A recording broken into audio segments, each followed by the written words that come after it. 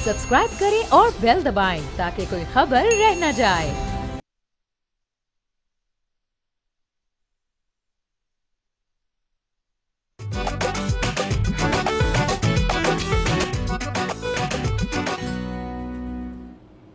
अस्सलाम वालेकुम, बोलो जनाब में बहुत बहुत खुश आमदीद। मैं हूं असद निज़ामी, मेरे साथ हैं अली आफ्ताब। सर क्या हाल है? सर मैं बिल्कुल ठीक हूँ, लेकिन हमें इस शो के ऊपर एक ड्रोन की जरूरत है। सर उसकी वजह यह है कि आप टाई के साथ जो जराबे मैच कर लेते हैं सर वो अवाम तो अप्रिशिएट नहीं कर पाते। सर मास्टर शॉट में आ रहे हैं, लेकिन ये सर वो सटल हिंट्स हैं जो मैं अवाम तक देता हूँ कि यहाँ पे ड्रेस कोड बड़ा सीरियसली ले जाता है। आप भी आज ईस्टर्न वेयर में आए हैं और आपने ईस्ट वेस्ट को मैच किया आपने आज। बिल्कुल सर। तो सर हसीन इम्तिजाज। सर वाह। तो सर चलते हैं आगे। वफाक में कुछ चीज़ें हो रही हैं और हमारी नज़र उन पर पड़ी, इंटरेस्टिंग बहुत हैं और ये को पहले नहीं हुई बल्कि पिछले हफ्ते ही हुई थी। तो एक काउंसिल ऑफ कॉमन इंटरेस्ट है जहाँ पे अमूमन आपके फाइनेंस मिनिस्टर जो हैं, आपको समझ आ गई जैसे मैंने फाइनेंस मिनिस्टर का क्या बात हो रही है, तो वो उसका हिस्सा होते हैं।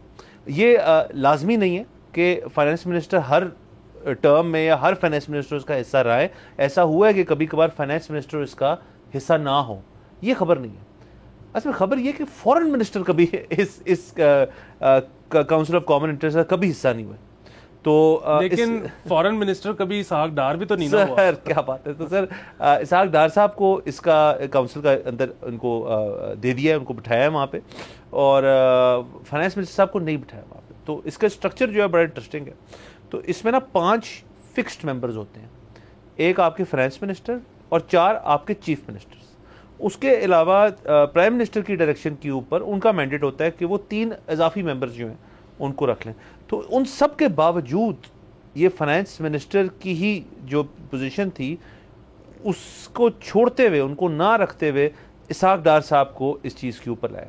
ये काउंसिल ऑफ कॉमन इंटरेस्ट जो है ये असल में ये एक इम्पॉर्टेंट चीज़ है। इसकी वजह ये है कि जो आपकी जो प्रोविंशियल प्रोजेक्ट्स होते हैं उनकी अप्रूवल्स इसके थ्रू गुजरते हैं। जो आपकी रिसोर्सेज की डिस्ट्रीब्यूशन है जो कि एक इक्विटेबल अंदाज में होती है वो भी इसके थ्रू होती है। और उसके अलावा जो इंटर प्रोविंशियल कोऑर्डिनेशन होती है कि बाकी आप प्रोजेक्ट क्या कर रहे हैं, फलाना क्या हो रहा है, ये सारा इसके थ्रू फ्लो करता है। तो इसलिए ये चीज़ ज़रा थोड़ी सी लोगों के लिए हैरानकुन थी कि फॉरेन मिनिस्ट्री तो इस किस्म की चीज़ है कि उनका तो सूबाई लेवल पे तो कोई काम ही नहीं है। वो तो अगर एक वाहिद मिनिस्ट्री अगर कहा जाए जिसका मकसद ही वफाक और जो मौजूदा गवर्नमेंट है उसकी फॉरेन पॉलिसी को आगे दीगर ममालिक में लेके जाना, सफ़ीर से मिलना, खुद एक बतौर सफ़ीर और मुल्कों में जाना, तो इंटर प्रोविंशियल कोऑर्डिनेशन तो फॉरेन ऑफिस नहीं करता किसी भी बात में। वो तो फाइनेंस मिनिस्टर बाकायदा तौर पे करते हैं क्योंकि हर सूबे में किसी न किसी का प्रोजेक्ट होता है। लेकिन इसहाक डार साहब जो है इसका हिस्सा बन गए हैं। और सर आए सर आप बताएं अब क्या करें इस शो पे, बल्कि कोई भी शो किसी भी टीवी चैनल का निकाल के देख लें तो उस पर बहुत ज़्यादा बात इस चीज़ पर होती है कि जी ऑस्टेरिटी करनी चाहिए, वुज़रा को ज़्यादा पैसे नहीं खर्चने चाहिए, इनको अपने बैरूनी दौरे लिमिटेड कर लेने चाहिए। लेकिन इसहाक डार साहब एक ऐसा कैरेक्टर हैं और वो फॉरेन मिनिस्टर हैं, सब ये कह रहे हैं कि पाए ना दौरे शुरू कराओ जी है पाकिस्तान च रहे। तो इन्होंने आहिस्ता आहिस्ता आप देखेंगे कि हर कमेटी में इसहाक डार साहब ही होंगे। जो दूसरी जो कंसर्न्ड मिनिस्टर है वो शायद उसमें ना रहे, बल्कि किसी ने ट्विटर पे बड़ा अच्छा लिखा था, मैं नाम भूल गया हूँ, लेकिन उनका कहना था कि शहबाज शरीफ को चाहिए कि इसहाक डार साहब को पीटीआई का चेयरमैन बना दें। तो ये एक ही दफा कट्टा खत्म हो। सर वाह। और सर असल में इसमें इशू जो है ना वो इतना बड़ा नहीं है तो सही कि मतलब एक फाइनेंस मिनिस्टर को साइडलाइन, इससे 2 बातें जो है ना वो साबित होती हैं। नंबर 1 के औरंगजेब साहब जो हैं हमें तो पसंद है और उनकी बातें जो हैं, जैसे कल ही हम जिक्र करते थे कि IMF की हद तक उन्होंने जो गुफ्तगू की है वो हमें तो पसंद आई है। उनकी एक जो थॉट प्रोसेस है और उनका IMF को वो जिस तरह ले रहे हैं, टैकल कर रहे हैं, वो इस तरह है कि वो कह रहे हैं कि उनको दुश्मन आप ना कंसिडर करें। मतलब इन अल्फाज में नहीं कहा, पर उनका जिस्ट ये थी कि ये पाकिस्तान के लिए पैकेज है जो भी IMF कह रहा है। तो वो चाहते वो ये हैं, वो भी ये चाहते हैं। हमारा मिशन जो है वो यकसा है कि हम चाहते हैं कि पाकिस्तान इस मईशी बुरहान से निकले, उसमें IMF हमारी मदद करेगा और हमने ये चीज़ें करनी है वो करने के लिए अगर हम उनको मान जाते हैं तो हमारा प्रोग्राम अप्रूव हो जाएगा और हम बाहर आ जाएंगे उससे। तो उनकी व्यू पॉइंट बड़ा अच्छा है कि उसको एज ए दुश्मन ना ट्रीट करें, जो इसहाक डार साहब कर चुके हैं। मतलब दुश्मन के तौर पर नहीं, बट आंखें दिखाई थी इसहाक डार साहब ने जाके, आई डोंट केयर कहा था उन्होंने। और असद उमर साहब जो है उन्होंने भी यही किया था। तो औरंगजेब साहब का ये अब समझ आ रही है हमें कि वो मौजूदा जो हुकूमत है शहबाज शरीफ साहब की, ये उनकी कोई चॉइस नहीं थे फर्स्ट ना ही सेकंड। देखें, आपने जो ये कहा ना कि औरंगजेब साहब की जो ये बात है हमें तो पसंद आई है, तो हमें तो मिफ्ता इस्माइल की बातें भी समझ में आती थी।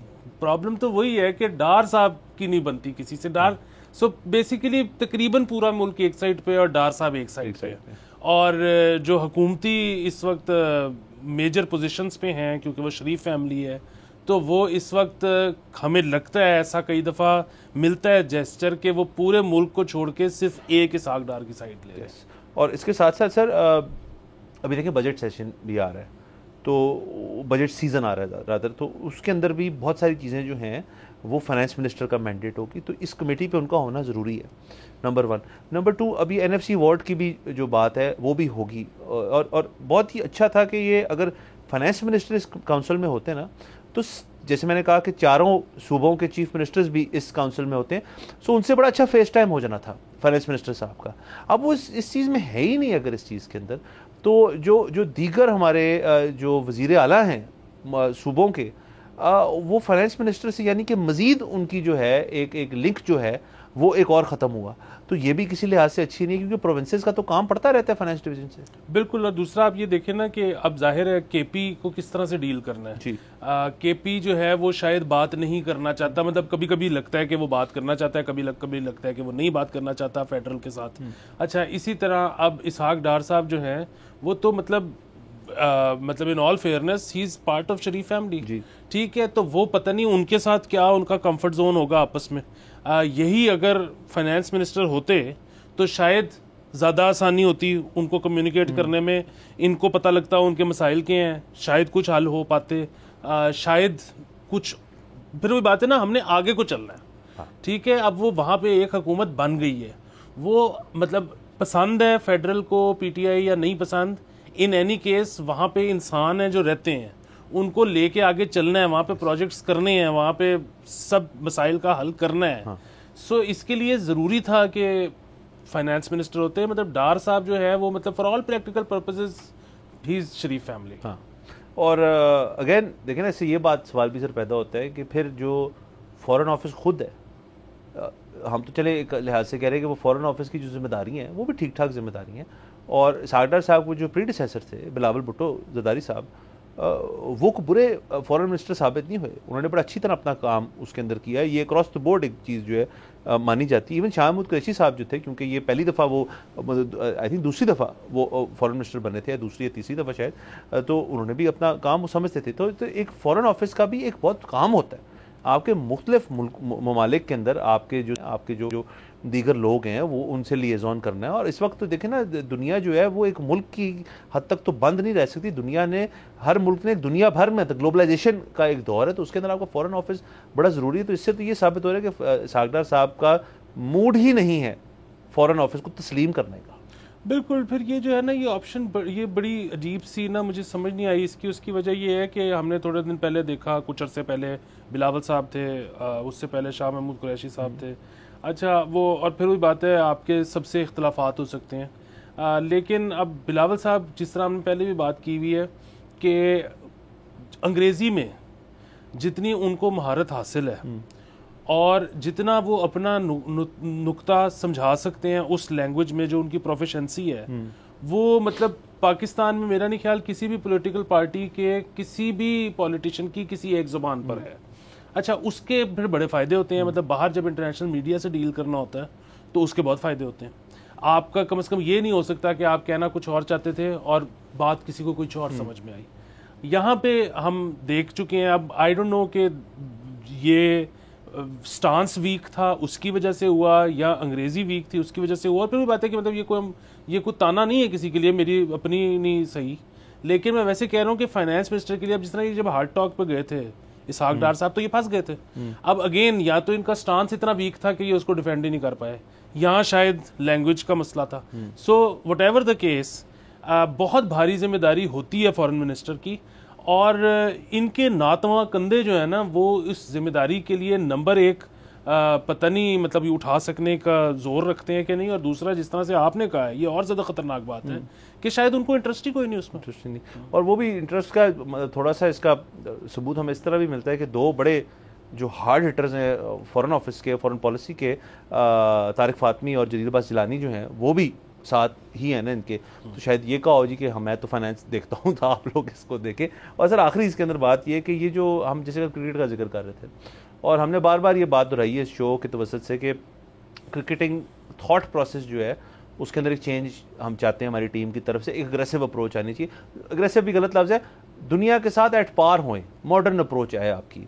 तो ये जो ओल्ड गार्ड है ना हमारी सियासी कि यही करेंगे अब फिर से, नहीं, अब मेरे ख्याल में चेंज हो रही है डायनामिक सारी जो है। अब न्यू गार्ड की बारी, औरंगजेब साहब रिप्रेजेंट करते हैं द न्यू गार्ड, और इनको अगर मौका नहीं दिया जा रहा तो ये एक तो ज्यादती है नंबर 1, और दूसरा आपने ट्राइड एंड टेस्टेड जो एक चीज़ है, अगर उसके बावजूद भी आपको लगता है कि कुछ रह गई है बात, तो अभी हम अफोर्ड नहीं करते तजर्बे करने का।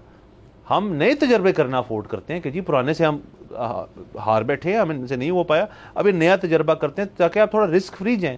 ये तो बहुत रिस्की है जो काम कर रहे हैं। बिल्कुल। अब ये जिस तरह ना ट्विटर पर कोई आज से 3 दिन पहले एहसन इकबाल साहब ने एक एड शेयर किया, और वो उनको शायद प्लानिंग की मिनिस्ट्री में कंसल्टेंट्स चाहिए और इस तरह की हायरिंग के लिए वो इश्तिहार था जो कि उन्होंने शेयर कर दिया। उस पर एक्चुअली लोगों ने एतराज़ किया, और वो एतराज़ बहुत इंटरेस्टिंग है।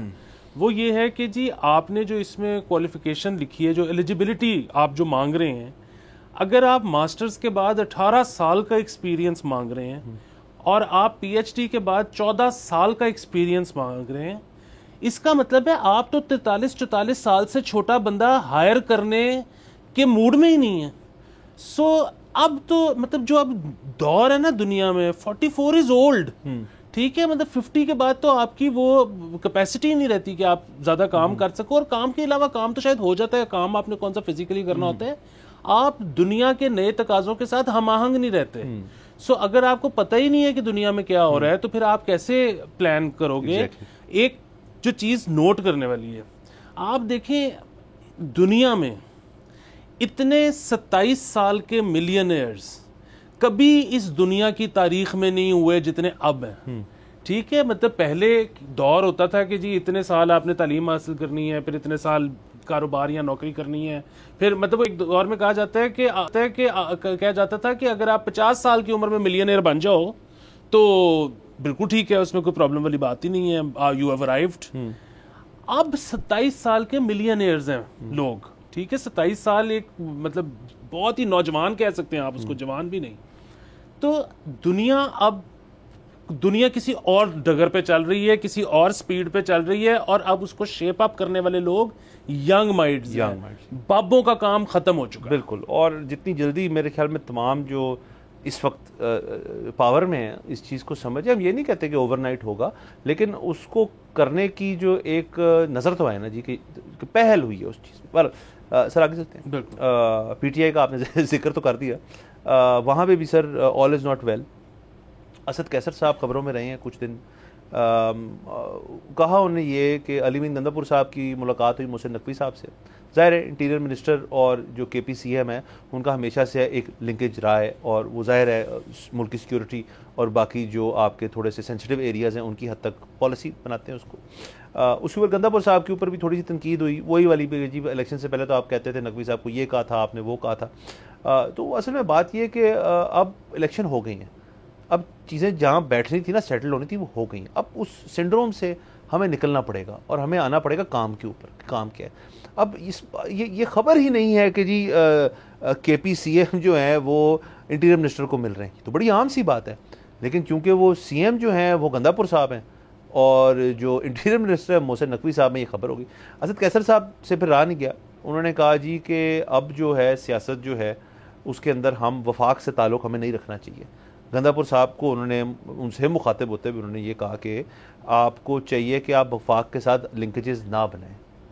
अब हम सियासत जो है हम मुज़ाहमत की सियासत करेंगे, मुफाहमत की सियासत नहीं करेंगे, ऐसी उन्होंने बात की। उसके साथ साथ वो ये भी कहते हैं कि जी जो पैसों वाला मामला है आपका, वो आपको कोई नहीं देने वफाक ने, तो आप दूसरी अप्रोच लें।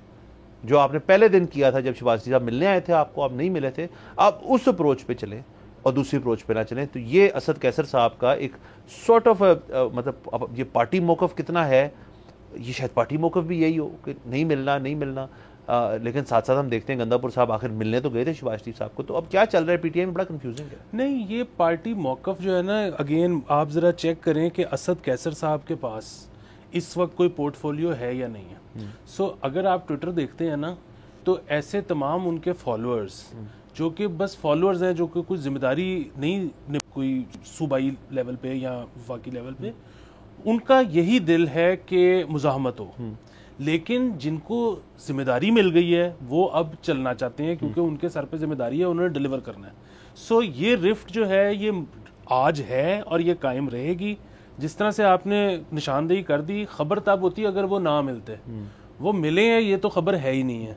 अच्छा, अब मुझे थोड़ा सा ये भी समझ में आ रहा है कि जो मुक़तदरा कुव्वतें थीं जिन्होंने ये फैसला किया कि हमने इंटीरियर मिनिस्ट्री नहीं देनी नून लीग को, उसकी भी शायद यही वजह थी कि वो चाहते थे कि राब्ता कायम रहे।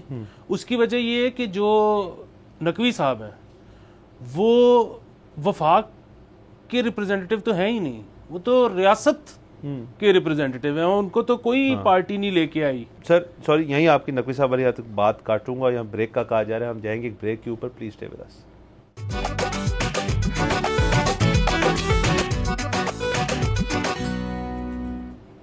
Welcome back from the break. आप देख रहे हैं बोलो जनाब। नाज़रीन, ब्रेक से पहले डिस्कस कर रहे थे पीटीआई को, गंदापुर साहब की मुलाकात हुई नकवी साहब से।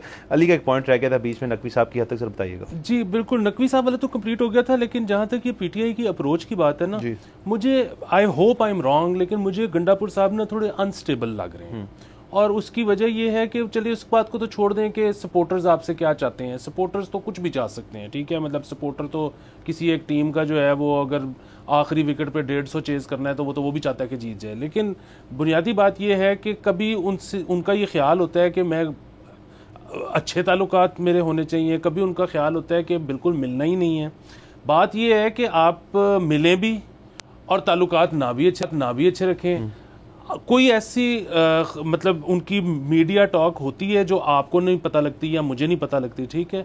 आखिरी दफ़ा कब गंडापुर साहब ने जिक्र किया था कि वो 1500 अरब ही है ना amount, if I remember correctly, तो आखिरी दफ़ा कब जिक्र किया था कि जी वफाक ने हमारे ये पैसे देने और नहीं दे रही? हफ्ता से ऊपर ही हो गया ना, ज़्यादा हो गया। अच्छा, जब ये इवेंचुअली मिले थे प्राइम मिनिस्टर साहब से, तो उसके बाद जो उन्होंने प्रेस कॉन्फ्रेंस की थी उसमें गुड बॉय बन गए थे, बाल भी थे, बड़ा अच्छा था, सब ठीक है। अच्छा, बुनियादी बात यह है कि जब भी आपको बुलाया जाए आप जरूर मिलें, जब भी वो आए पेशावर आप उनसे फिर वो गेन मिलें। रात को सोने से पहले एक ट्वीट करने में क्या हर्ज है कि जी वफाक ने हमारे 1500 अरब देने हैं, ठीक है। इसी तरह जब भी कोई प्रेस टॉक होती है उसमें ये एक जुमला कहने में क्या हर्ज है कि जी इन्होंने हमारे इतने पैसे देने हैं। सो बहुत अनस्टेबल है, मतलब कि जी यहाँ तो हम मिलेंगे ही नहीं। भाई आप मिलें और तकाजा करें पैसों का, ये बेहतर नहीं है। हाँ, और असल में इसमें असद कैसर साहब की हद तक भी ये कि उनके भी शायद कुछ अपने मसले मसाइल चल रहे हैं पार्टी के साथ। वो शायद बड़ा ओहदा कुछ चाहते थे, कुछ लोग तो ये कह रहे हैं कि लीडर ऑफ द ऑपोजिशन बनना चाहते थे। अब अभी तक तो कोई नहीं बना शायद leader of the opposition. Omar Ayub साहब का सुना है कि वो बनेंगे। और सर उसके साथ साथ एक ओहदा इनको दिया गया था 8 फरवरी के बाद, इलेक्शंस के बाद, वो था जी कमेटी जो पीटीआई की अपनी, उसके अंदर कमेटी थी to meet leaders of other parties. उसके लिए असद कैसर साहब को तो वो तो उस कमेटी से तो खुश नहीं है, इनकी बातों से लग रहा है। तो उसके साथ साथ पीटीआई का एक और मसला जो है कि वो एक बिल्कुल एक ऐसी रडरलेस शिप की तरह है। और वो रडरलेस इस वजह से क्योंकि खान साहब जेल में, मानी पीटीआई जो हैं वो जेल में, और वो हमने कई दफ़ा ये बात कर चुके हैं कि कम्युनिकेशन जब गैप आ जाए और एक ही बंदा हो जिसने सारा कुछ करवाना है तो चीज़ें बहुत मुश्किल हो जाती हैं। हर बंदा इस पार्टी के अंदर इस वक्त आई थिंक जो सीनियर लेवल पे है, आप शेरज़ुल मरवत साहब को ले लें, वो अपनी पर्सनल पॉलिटिक्स और वो सारा कुछ कर रहे हैं।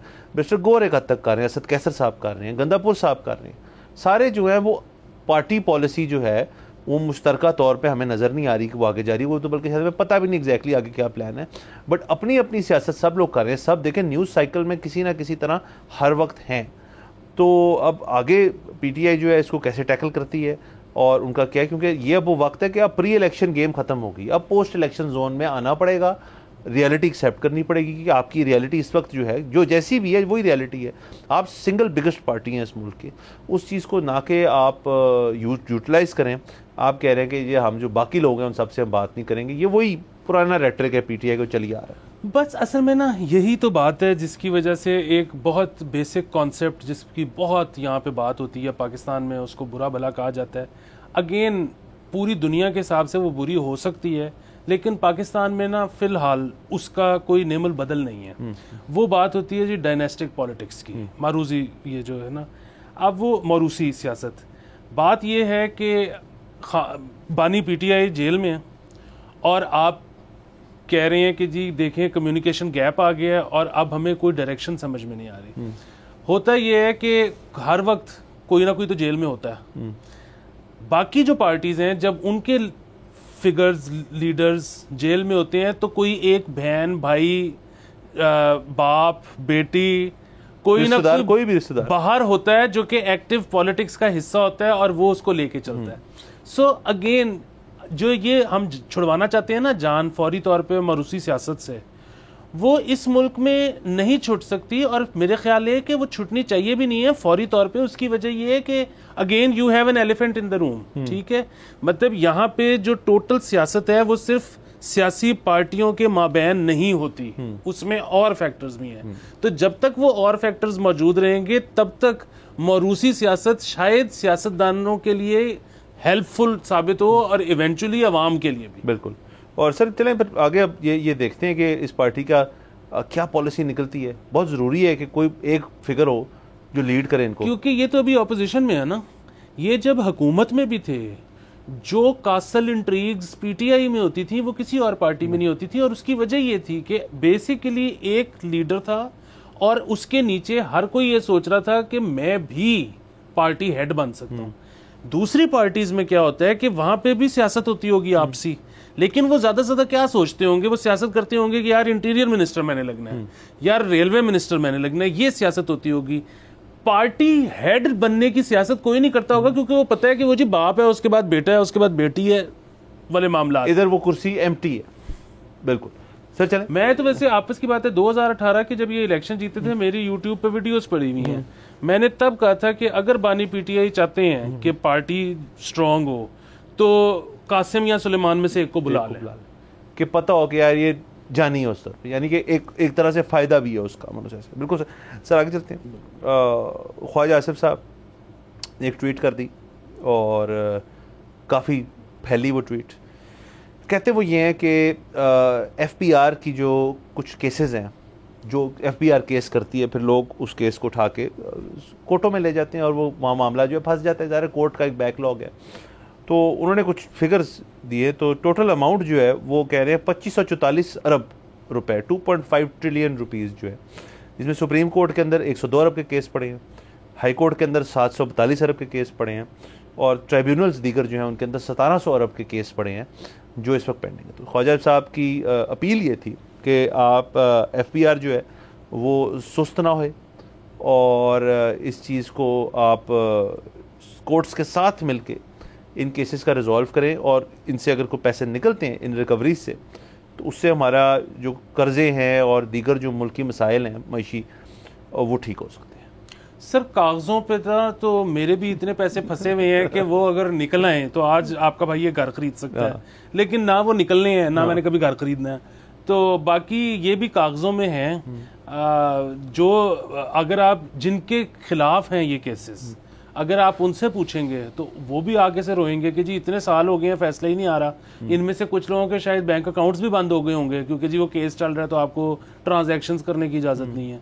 सो हर तरफ पार्टियां तंग हो रही हैं, सरकार भी तंग हो रही है, लोग भी तंग हो रहे हैं। मसला ये है कि चाहे एफबीआर हो चाहे अदालत हो, फैसले नहीं होते, कागजी कार्रवाई यहाँ पे पूरी नहीं होती, चक्कर पे चक्कर होते हैं, तारीख पे तारीख मिलॉर्ड ये यहाँ पे चलता है। और ये भी पता चले ना, वैसे चले इससे एक एक्सरसाइज तो कर सकते हैं कि ख्वाजा साहब से पहले इनफैक्ट ये 2022 नवंबर में जब पीडीएम की ही गवर्नमेंट थी तो senate standing committee on finance जिसको चेयर कर रहे थे ये सलीम आडवी वाला साहब, तो तब भी ये फिगर बताई गई थी, तब 2.3 ट्रिलियन रुपीज़ थी, तब 2.5 बता रहे हैं जी, अब 2.5, तो कुछ बढ़ गई है ये फिगर।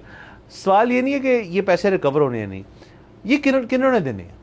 आप उन केसेस की जो एक डिटेल है ना, आप छोड़ दें। इसमें मैं तीसरा एक डाल देता हूँ बंदा बीच में, एक कोर्ट्स हो गई, एक FBR हो गई, तीसरे हम हो गए।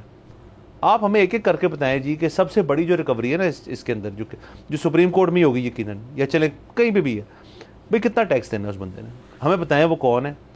अगर कोर्ट्स को हेल्प चाहिए इस चीज़ को थोड़ा सॉर्ट आउट करने में, हम बात कर लेते हैं इसके बारे में बैठ के, आप और मैं करते रहेंगे बात कि जी फलाना स्टील मिल का एक बंदा है जिसने इतना टैक्स नहीं दिया, वो केस किया हुआ है 8 साल से, कोई फैसला नहीं हुआ, 8 साल से टैक्स नहीं दिया हुआ, तो हम बैठ के उसको बात कर लेंगे। हमें भी डाले ना बीच में फिर। हाँ देखिए, एक तो ये कि ये जिस तरह जब ये डिस्कोस भी बेचने की बात होती है ना, प्राइवेटाइज वगैरह करने की अक्सर आपके सामने बातें होती हैं, तो वो भी अक्सर अप्रोच किया जाता है इंटरेस्टेड कंपनीज को। कंपनीज भी आती हैं कि अच्छा जी दिखाएं अपने कागज़, अगर ये प्रॉफिटेबल है तो हम कर लेते हैं।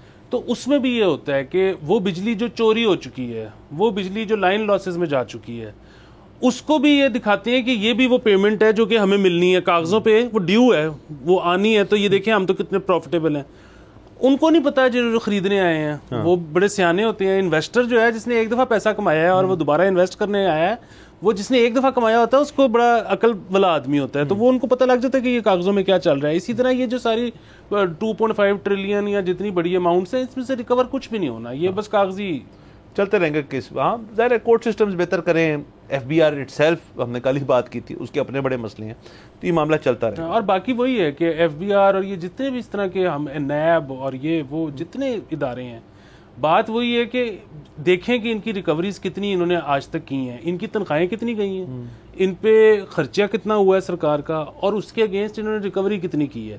अगर तो इनकी रिकवरी ज़्यादा है और थोड़ी सी ज़्यादा नहीं है, बहुत ज़्यादा है, तो ज़बरदस्त इनको शाबाशी दें और चलते रहने दें। अगर नहीं है तो इनको ख़त्म करें। ऐसे ही एक एक्स्ट्रा आपने खर्चा पाला हुआ है, ये भी कहें थ्रू SIFC कर लो। हर चीज थ्रू SIFC हो रही है ना, ये भी कर लें। हाँ, और नैब का तो सर देखे ना, हमने बहुत दफ़ा सुना है कि नैब में सर वो नहीं होती, कभी भी रिकवरी नहीं हो पाती, वो कुबली बार्गेन टाइप चीज़ ही होती है, तो वो बंदा बाहर आ जाता है। मतलब ये तो हमने देखा है, इतना देखा है, PTI के दौर में तो ख़ास तौर पे देखा था, आए दिन किसी का डील हो गई, बाहर आ गए, पैसे पूसे नहीं हुए, वहाँ पे एक ख़ास अमाउंट दी और बाहर आ गए, तो पूरी अमाउंट जो इल्ज़ाम है वो नैब का तो सर हमेशा है। ये जितने जज हैं अकाउंटेबिलिटी के, वो नैब के तो रोते ही इस बात में थे कि यार आप अपनी तैयारी करके क्यों नहीं आते, आप बस ऐਵੇਂ ही आ जाते हैं। तो ये तो है सर बात, तो दारों को सर मजबूत होने की ज़रूरत है। फिर ये अच्छी ट्वीटें, हमें पता है पीछे दारा स्ट्रॉन्ग है, वो एक्शन लेगा, ऐसे नहीं। तो सर कनाडा चलते हैं प्लीज। बहुत हमने आज कर लिए सर। कहानी ये है कि PK 789 टोरंटो की फ़्लाइट जो है, उसकी एक एयर होस्टेस जो है जिनका नाम है हिना सानी, उनको अरेस्ट कर लिया गया टोरंटो एयरपोर्ट पे, और इल्ज़ाम उन पर यह लगाया कि उनके पास ये कुछ गैर मुतलका पासपोर्ट बरामद हुए उनसे, और इस वजह से उनको पकड़ा गया। और इनसे पहले भी ये जो हैं, ये कोई सोशल मीडिया पे भी हैं, मॉडल टाइप हैं, और पहले इनके ऊपर वार्निंग इनको मिली थी कि ये कनाडा की किसी एक फ़्लाइट के ऊपर को ममनू अशिया इनसे बरामद हुई थी।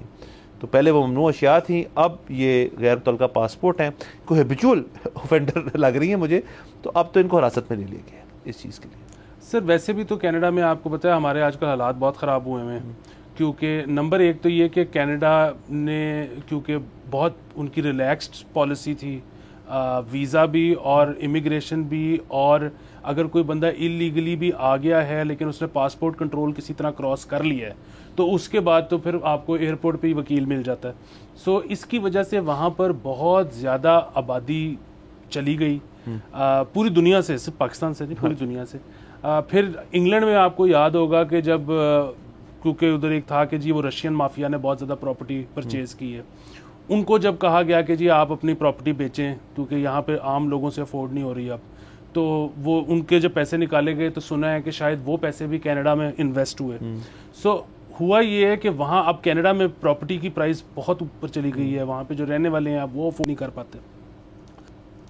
तो एक तो वहाँ पर वैसे ही इमिग्रेंट्स के खिलाफ थोड़ा सा अब तासुब पैदा होना उनके जो नेटिव्स हैं प्योर, वो ज़रा अमेरिकन स्टाइल खेल रहे हैं क्योंकि तुम जाओ इतना हो। नंबर 1 चीज़। नंबर 2 चीज़ ये कि पाकिस्तानी अब तो मतलब बहुत फ्रीक्वेंट हो गया ना कि हमारे PIA से स्टूअर्ड्स जो हैं वो वहाँ पे रुक जाते हैं, वापस ही नहीं आते।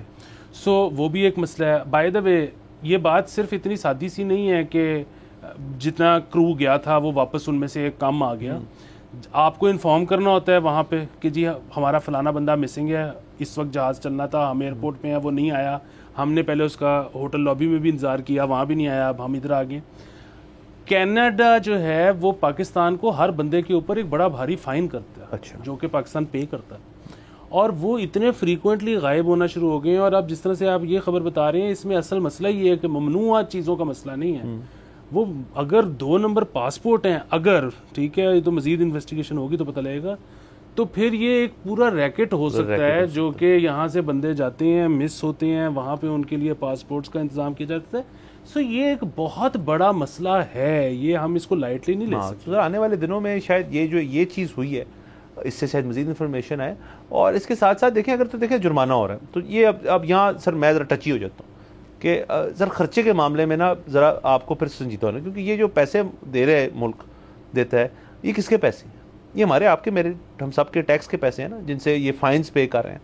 तो एक शख्स को ये सहूलत क्यों हासिल है कि आपकी इस वजह से कि आप वहाँ जाके भाग गए हो, इसका मतलब वो मुल्क जो है सारा वो आपका बर्डन उठाए और एयरलाइन भी आपका बर्डन उठाए। तो इसका तो बड़ा आसान सा एक हल है, और इसमें ज़ाहिर है मेरी तजवीज़ है ये कि आप डिटेल हो आपके पास कि यार जितने स्टूवर्ड्स हैं या एयर होस्टेस हैं जो वहाँ जाते हैं इंटरनेशनल फ़्लाइट्स पे, आपको पता हो यार वो कहाँ से आए हैं, मतलब कहाँ रहते हैं, उनका घर बाहर कोई ना कोई तो यहाँ पे रिश्तेदारी होगी, कुछ जानने वाले होंगे उनके, फिर उनसे पूछा जा सकता है कि भाई आपको पता था वो भाग रहे हैं। मतलब मैं कह रहा हूँ अगर तो ये ब्रॉडर, जैसे आप कह रहे हैं कि ब्रॉडर इशू है, तो फिर इसकी इन्वेस्टिगेशन यहाँ से शुरू होनी चाहिए और कनाडा तक ख़त्म होनी चाहिए, ताकि पता चले कि फिर ये कहानी सारी है का। तो ये होपफुली इसके अंदर और डिटेल मिलेगी हमें आगे जाते हुए। बिल्कुल। जो इसमें एक और बड़ा मसला है ना, वो ये है कि हम जैसे मुल्कों में रहने वाले लोगों के लिए ऑलरेडी इतना मुश्किल है बाहर जाना, और जब इस तरह के केसेस होने शुरू होते हैं तो वो मज़ीद रेड फ्लैग लग जाता है। अब एक जेन्युइन केस है, अगर वो ना जा सके, उसकी वजह यह है कि उसके मुल्क से लोग 2 नंबरी से बहुत गए हैं, तो ये कितने अफसोस की और बहुत अफसोस वाली बात है। और ये कोई ऐसा पहली दफ़ा नहीं होगा।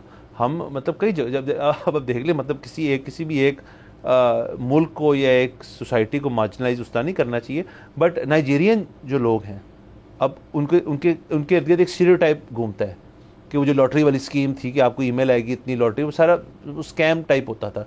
तो लेकिन उन पर एक दब्बा लग गया, और वो तमाम पे, हालांकि सारे ऐसे नहीं हो सकते। तो आहिस्ता आहिस्ता अगर ये ज़्यादा होने शुरू हो जाएगा, और मीडिया तो सर किसी चीज़ को फ्यूल डाल के आग लगा देता है, वो चीज़ फैल जाती है। सो कोई आए दिन ये भी हो सकता है कि ये सारी चीज़ जो है बहुत बड़ा एक स्कैंडल बन जाए, और फिर आपकी इमिग्रेशन पॉलिसी जो लोग इतने सालों से वहाँ हैं, जिनकी शायद प्रॉपर लीगल चैनल से पहुँच गए हैं वहाँ पर, और उनका केस जो है वो इस वजह से वीकन भी होगा क्योंकि वो पाकिस्तान से आए हैं। तो ये सारा कुछ सर डेफिनेटली इशू है। तो यहाँ पे हम जाते हैं एक ब्रेक के ऊपर। See you after break.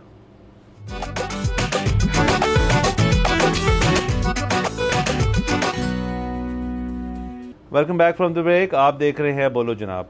अच्छा सर, ये तो सारी बातें रह गई, ज़रा हमारी डोमेस्टिक जो इश्यूज़ हैं, कनाडा वाला भी डोमेस्टिक इशू है। ज़रा बाहर की बातें कर लेते हैं। तो सर ज़बरदस्त तरीन चीज़ हो गई है, अमेरिकी प्रेसिडेंट जो बाइडन ने ख़त लिखा है शहबाज शरीफ साहब को, उनको मुबारकबाद पेश की है वज़ीर आज़म मुंतखब होने के लिए और नई एक गवर्नमेंट बनाने के लिए।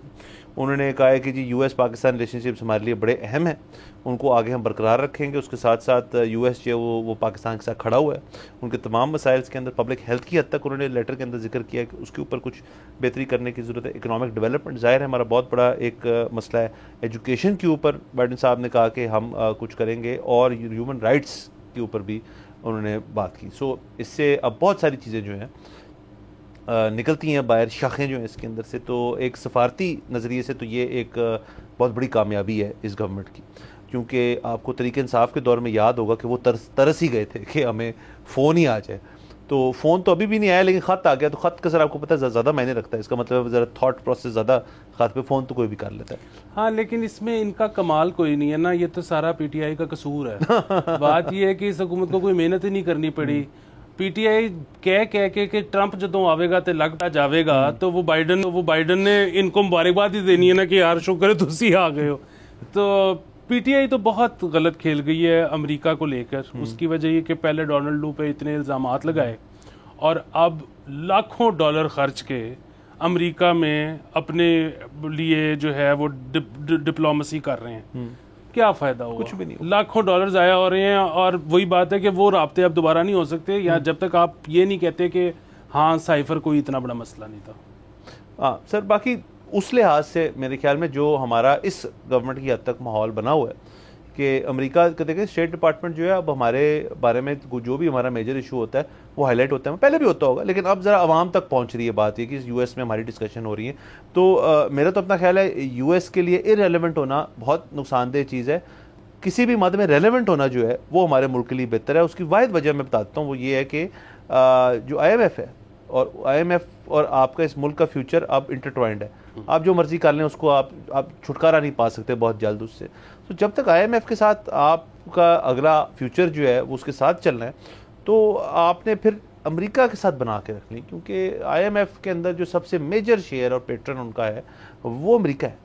तो आपने फिर हमेशा बना के रखनी है, आपने यस रखना है। और उसके लिए सबसे बेहतर है ही मीश बाशरी साहब, क्योंकि वो एक बहुत पहले उन्होंने एक चीज़ तस्लीम कर ली थी। मैं दोहराता नहीं यहाँ पे जो मुहावरा था उनका, बट उन्होंने वो जो बात की थी वो मतलब उन्होंने जो बेगर्स कांट बी चूजर्स वाली बात की थी, तो चले वो तब तो लोगों ने बहुत इसको इस तरह से किया है। लेकिन अगर उसको आप प्रैग्मेटिकली ऑब्जेक्टिवली अगर उस मुहावरे को अगर एनालाइज करें तो बात तो गलत नहीं कर रहे ना।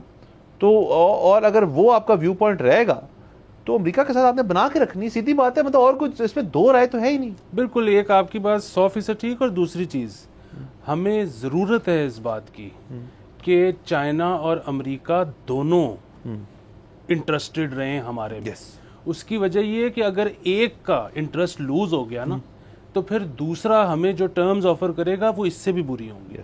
तो इसलिए दोनों हम पे सबकी नजरें रहनी चाहिए, सबको हमारे में कुछ ना कुछ नजर आना चाहिए, सब हमें गीली गीली करें, ये हमारी जिंदगी का मकसद होना चाहिए। हाँ, और सर अमेरिका तो देखे ना, कोई ऐसी बात तो नहीं है ना, जब इस मुल्क में डिक्टेटरशिप्स भी रही हैं तब भी अमेरिका ने किसी ना किसी लेवल पे हमारे साथ दोस्ती जारी रखी है। तब तो उन्होंने ज़्यादा पैसे दिए। जब यहाँ पे हर किस्म की गवर्नमेंट आई है सिवाय PTI की गवर्नमेंट के, क्योंकि वो शुरू में तो देखे ना खान साहब गए भी तो थे, डोनाल्ड ट्रंप को मिले भी थे, तो वो एक अलग बात है। वो बाइडन की बारी जरा मामला चेंज हो गए थे, कोई मसले वाली बात नहीं है।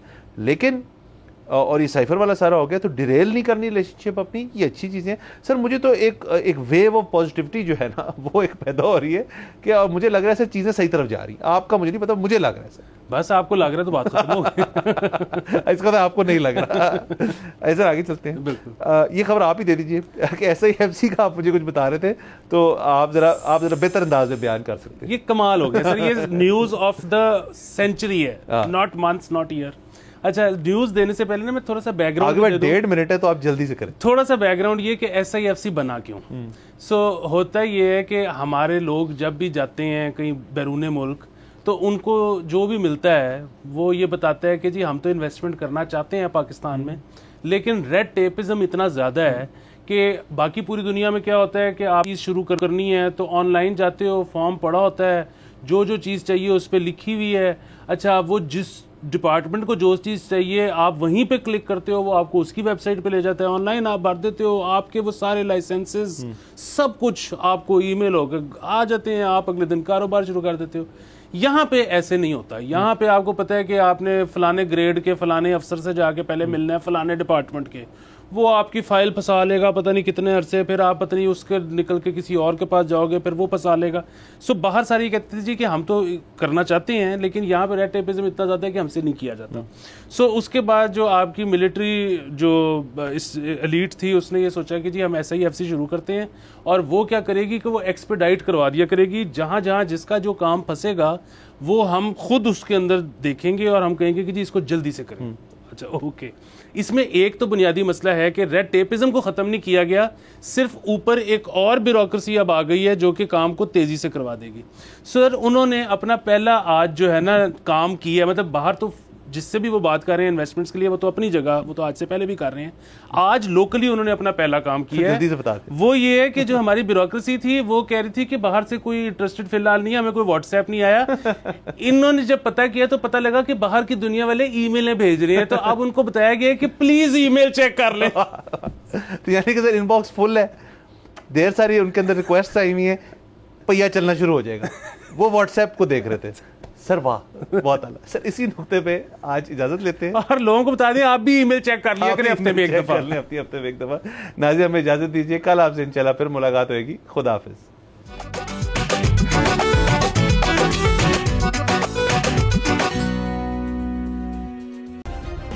सब्सक्राइब करें और बेल दबाएं ताकि कोई खबर रह न जाए।